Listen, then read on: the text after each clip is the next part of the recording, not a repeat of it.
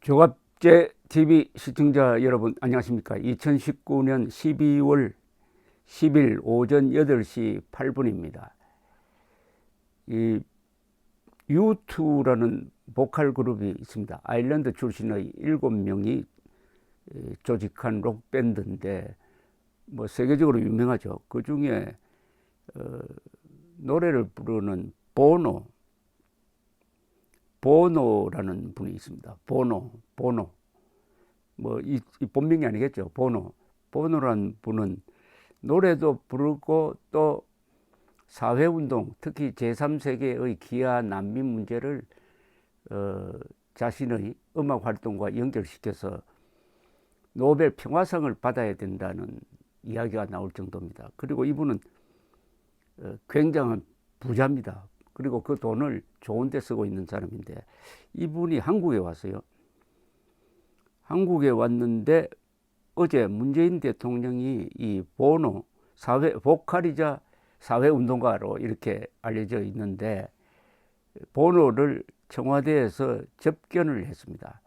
그런데 어제가 바로 북한이 가만히 있지 않겠다 해가지고 그 이틀 전에 지난 7일 폐쇄했다는 동창리 폐쇄하기로 문재인 대통령에게 김정은이가 약속했다고 그래요. 제가 직접 들은 건 아닙니다. 문재인 대통령이 그렇게 이야기했어요. 그리고 트럼프 대통령에게도 동창리 미사일 시험장을 폐쇄하겠다고 했는데, 바로 그 시험장에서 중대한 시험을 해서 북한의 전략적 위상이 높아졌다 하는 발표가 북한으로부터 나온 바로 그 직후인데, 이 보노를 만나가지고 한 이야기가 매우 부적절한 것처럼 보입니다. 독일 통일 이후 우리 한국 국민들도 남북 평화와 통일을 바라는 그런 열망이 더욱 강해졌다. 평화의 길에 음악을 비롯한 문화 예술의 역할이 크다. 이렇게 하면서 한반도 평화 프로세스에 대한 지지를 요청을 했답니다. 한반도 평화 프로세스라는 게 지금 김정은, 문재인 두 사람이 하고 있는 이 가짜 평화인데, 비핵화할 의지가 전혀 없는 김정은이가 비핵화를 결심했다라고 전 세계를 속인, 거기에 기초해가지고 지금 대한민국의 안보 체제를 무너뜨리고 있는 게 이 평화 프로세스인데, 평화 프로세스의 핵심이 되어야 할 북한의 인권 문제는 어디로 가버린지 없어져 버리고 해서 보호노까지 끌어들여 가지고 자신의 가짜 평화 프로세스에 동참해 달라고 한 겁니다. 이건 좀 예술에 대한, 음악에 대한 몰이해를 넘어서 이게 도대체 이게 두서가 있는 이야기고, 뭐가 또 유체 이탈 화법이라는 이야기 또 나오게 생겼는데, 이 보노에게 제대로 부탁을 하려면 이렇게 했어야 돼요. 보노 씨, 당신이 불쌍한 사람, 고통받는 사람에 대해서 음악적으로 위로를 하는데 감사를 드린다. 특히 이 세계에서 가장 보노 씨의 관심이 되어야 할 분들이 계신다. 그게 바로 북한에 있는 2,500만 한국인들이다. 그분들을 소재로 하는 노래 하나 좀 작곡해서 유행시켜 줄 수 없느냐, 이렇게 말해야 되는 것 아닙니까? 대한민국 대통령이라면은.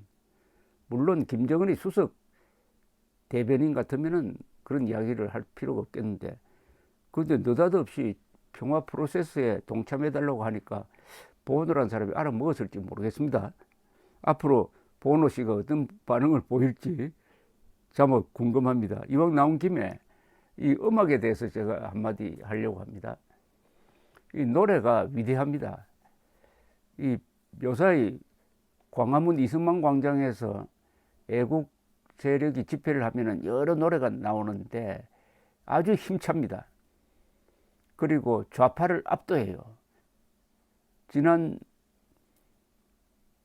8일 이승만 광장에서 동아면세점 앞이었습니다. 그날은 이 애국 세력이 모여가지고 집회를 하고 있는데 그 옆으로 좌파 단체들이 이석기 석방을 요구하는 피켓을 들고 쭉 경찰의 보호를 받으면서 지나갔습니다.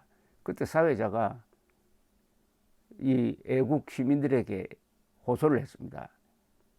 절대로 여러분들 싸우지 마십시오 하면서 노래를 부르자고 했습니다. 노래 두 곡이 나왔습니다. 아 대한민국 그리고 아리랑이었습니다. 이걸 한 7분 동안 불렀어요. 그 장면을 제가 단상에서 내려다 보니까 너무나 장쾌한, 통쾌한, 평생 잊을 수 없는 장면이었습니다. 그러니까 이 좌파 세력도 기가 죽었는지 조용하게 지나갔습니다. 아 대한민국 애국심 아리랑 한민족의 애환을 담은 노래였습니다. 노래로서 압도를 했습니다. 이게 음악의 힘입니다. 이게 음악의 힘입니다. 그런 예가 또 있습니다. 여러분들 서울 올림픽 주제가 아시죠? 코리아나 그룹이 부른 핸인핸드입니다. 핸인핸드. 이 작곡은 미국 사람이 했습니다. 박세직 당시 서울 올림픽 조직위원장이 이 주제가가 좋아야 한다. 손님을 끌어 모으려면은 노래가 있어야 하듯이 주제가를 만드는데 아주 고심을 했습니다. 많은 사람들이 조용필 씨 등등 하면서 패티킴 우리나라 가수를 추천했지만은 박세식 씨는 이건 아니다. 이거는 세계 사람들에게 어필할 수 있는 노래라야 한다. 해서 고집을 부렸습니다. 그래서 유명한 미국의 로스앤젤레스 올림픽 주제가를 작곡한 분을 모셔가지고 작곡을 하고 노래는 스위스에서 활동을 하던 코리아나 그룹 이렇게 해서 탄생한 노래가 핸인핸드입니다. 손에 손잡고 그 1절에 그 일부에 Breaking Down the Wall이란 말이 있습니다. 벽을 부수자 또는 벽을 넘어서 당시에 서울 올림픽 주제가 벽을 넘어서였습니다. 벽을 넘어서 1976년 몬트리올 올림픽 이후에 두 올림픽이 동서로 쪼개져 버렸습니다. 1980년의 모스크바 올림픽에 대해서는 그 당시 카터 행정부가 아프가니스탄 침공을 이유로 서방세계에 불참을 선언했습니다. 우리도 불참했습니다. 1984년 로스앤젤레스 올림픽은 또 동구 공산권이 불참을 했어요. 88년 서울 올림픽은 동서냉전이 진행 중임에도 불구하고 전두환, 노태우, 박세직 그리고 레이건 대통령 이런 분들의 도움으로 온전한 올림픽이 되었습니다. 그래서 벽을 넘어서라는 이 올림픽 구호가 세계사를 바꾸는 자그마한 역할을 했다고 봅니다. 큰 역할을 했다는 사람도 있어요. 서울 올림픽에. 그것을 상징하는 노래가 손에 손잡고 핸인핸드입니다. 이 핸인핸드가 언제 불려졌느냐. 아까 문재인 대통령이 독일 통일 이야기를 했는데 이분이 문재인 대통령이 조금이라도 이 통일 문제에 대해서 진지한 관심을 가진 분이라면은 1989년 11월 9일 그 베를린 장벽이 무너졌을 때 거기서 그 베를린 장벽 위에 올라가서 청년들이 불렀던 노래가 무슨 노래였는지는 아마 알고 한마디 했었어야 되지 않나 생각 드는데 그때 바로 베를린 장벽을 허문 즉 동서냉전을 허무는 바로 그 자리에서 불려진 노래가 핸인핸드였습니다.